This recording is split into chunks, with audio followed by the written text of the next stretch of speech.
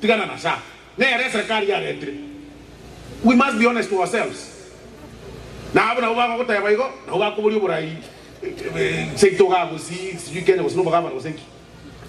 You cannot lie to people. It is very unfortunate. We have to be very honest. Baba ande to ba mahete mo akora te video kite bi scam. Mokatorete rini to ko se Huduma number tutane ko manyaka card kalinga itoko kolera. Mokamuza chibe za chions. Talk about that. Not SHA. Yeah, you have to get help. Talk about those things. Tell us about Huduma number. What was the purpose of Huduma number? What was the essence of Huduma number? What was it about? Eh?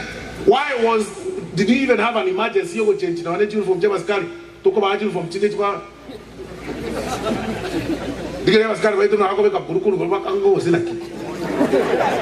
Was it even necessary? If there are people that should not even be talking about ghost projects or projects, are those opposition. They know what they did when they had power. From changing uniforms, giving police officers very useless uniforms,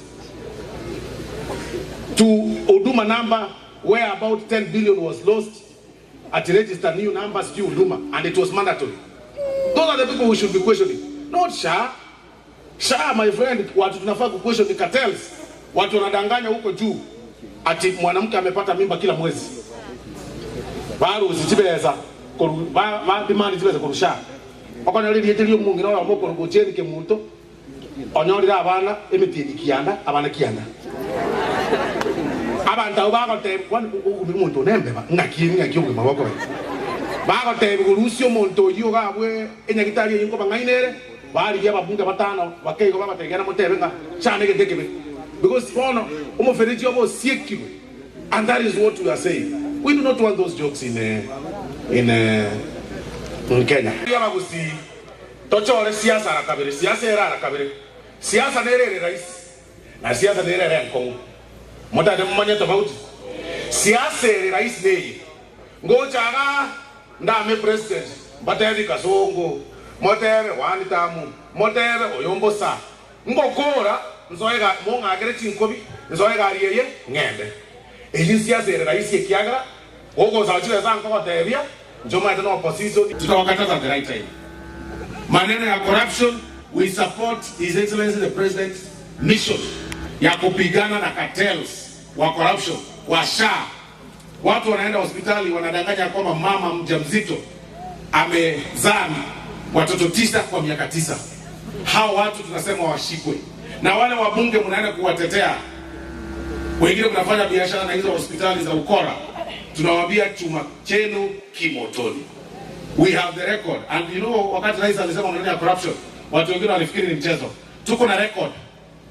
Hata wabunge wengine wakipewa pesa, atiendeni muende kupiga serikali.